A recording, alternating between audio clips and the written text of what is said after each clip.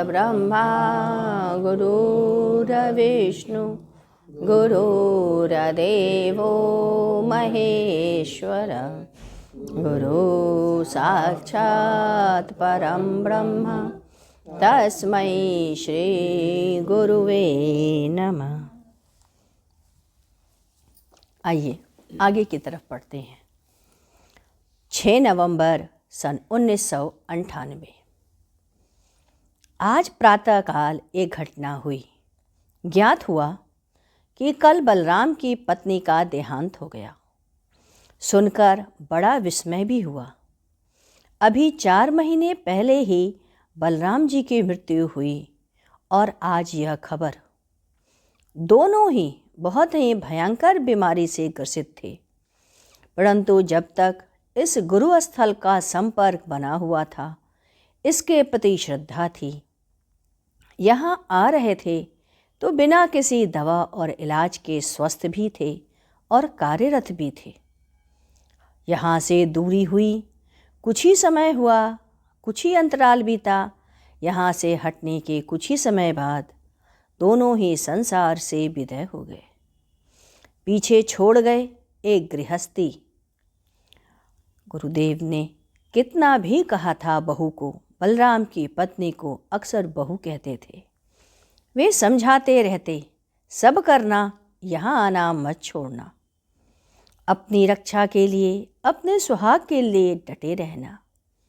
परंतु हाय रे विवेक, हाय रे बुद्धि, इसका क्या कहा जाए। गुरुदेव ने शिखा की तरफ देखते हुए समझाते हुए कहे, देखो शिखा, तुम भूल मत करना, निश्चित यहाँ डटे रहना, गलती मत करना। वही भूल होगी जो लोग करते हैं। जब तक ताकत बनी रहे पैरों में, तब तक यहाँ आते रहना, समय पर दीपक जलाते रखना, यहाँ आना और दिया जला देना। इसके पश्चात 10 नवंबर सन 1998। आज के सत्संग में गुरुदेव ने कहा, मैं तुम्हें ताकत देता हूँ, शक्ति देता हूँ। मेरे स्पर्श से यदि तुम सुंदर और स्वस्थ नहीं हुए तो ये मेरे अंदर का दोष है। एक बार एक महात्मा थे, हिमालय में धूनी रमाते थे। उनके कुछ शिष्य थे। जब वे शरीर छोड़ दिए तो शिष्यों ने धूमी लगानी बंद कर दी। कुछ समय बाद उधर से उस महात्मा से अधिक शक्तिधर महापुरुष गुजरे। शिष्यों ने कहा, आप कुछ समय यहाँ रह जाएं महाराज। महाराज ने कहा, क्यों रहूं? यहाँ का तो वातावरण दूषित है। महात्मा के जाने के बाद तुम लोगों ने उन्हें छोड़ दिया है, तुमने धूनी लगानी बंद कर दी। शिष्यों ने कहा, वे तो चले गए। महापुरुष ने कहा, उनके शरीर छोड़ देने से क्या हुआ? उनका सूक्ष्म शरीर तो वर्तमान है। शिष्यों ने पूछा, तब अब हम क्या करें? तब उस महापुरुष ने कहा, उनका ध्यान करो, उनका सत्संग करो, शायद वे तुम्हें क्षमा कर दें। श्यामाचरण लाहिड़ी के शिष्य युक्तेश्वर गिरी थे। लाहिड़ी मोसाई के जाने के बाद सब चले गए। तकरीबन 25% लोग चले गए। एक दिन युक्तेश्वर गिरी रोने लगे, प्रभु यह कैसी लीला कर रहे हो? सभी चले गए, उन्हें ना अध्यात्म मिलेगा और ना संसार। ऐसा बोल करके वह फूट फूट कर रो रहे थे। तभी श्यामाचरण लाहिड़ी प्रकट हुए, जबकि उनके गए कई वर्ष बीत चुके थे। उन्होंने कहा, युक्तेश्वर क्यों रोते हो? मैं गया कहाँ हूँ? मैं तो देख रहा हूँ कौन कौन लोग हैं जो आ रहे हैं और प्रेम कर रहे। उन्हें तो कई जन्मों तक मुक्ति नहीं मिलेगी। तुम इसी तरह चलते चलो, मेरे में समा जाओगे। देखो ना, मेरी पत्नी श्यामा श्यामा कहते हुए जी रही। तुम्हारे लिए मुझे यह रूप धारण करके पुनः आना पड़ा है। मैं यही चाहता हूँ कि तुम लोग मुक्त होकर चले जाओ। मेरे अंदर भी यही इच्छा है। हम अध्यात्म की चर्चा क्यों करते हैं? कि आपका उत्कर्ष हो, आप उठें। यही तो अध्यात्म है। नाम सुमिरन करो। स्त्रियां अपने सुहाग का स्मरण करें। उनके ऊपर शक्ति का आवरण कैसे होता है? एक क्षुद्र शक्ति होती है जो नीचे से आती है और जमीन में चली जाती है। जब जन्म होता है तो पृथ्वी यही शक्ति पुनः लौटा देती है। एक होती है ऊर्ध्वा शक्ति, परमात्मा का, तुम्हारे प्रियतम का। पूरा ब्रह्मांड उसके इशारे पर चलता है। परमात्मा से तादात्म्य स्थापित करना है। वृंदावन में एक महात्मा थे।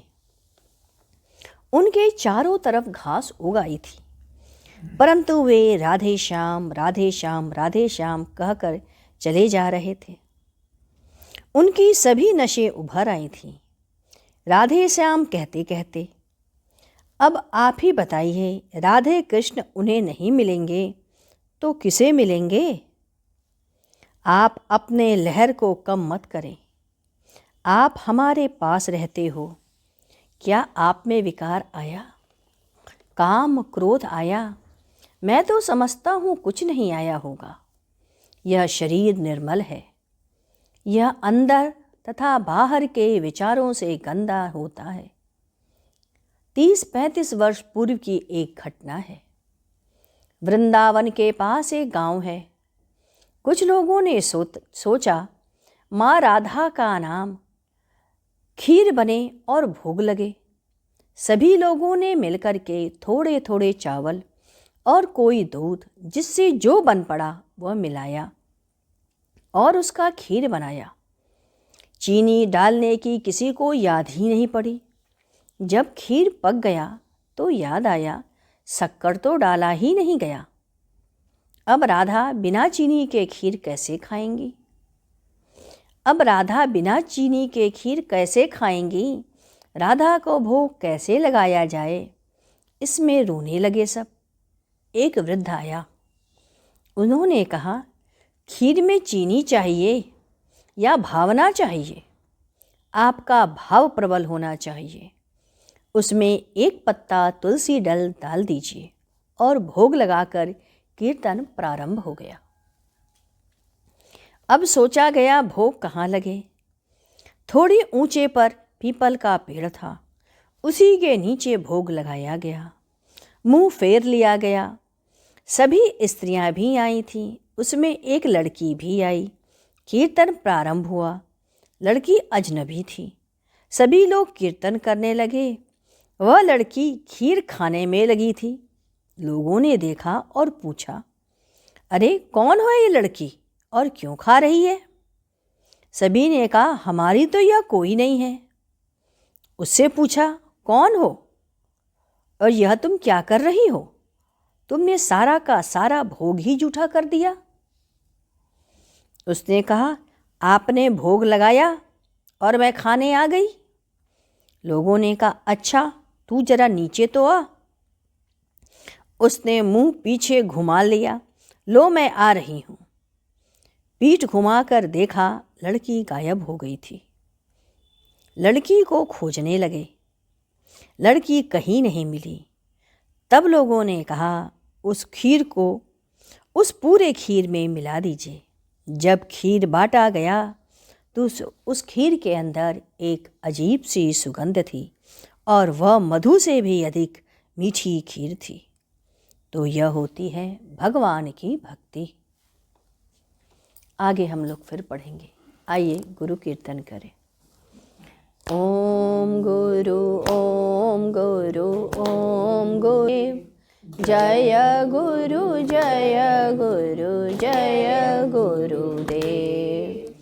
ओम गुरु ओम गुरु ओम गुरुदेव। जय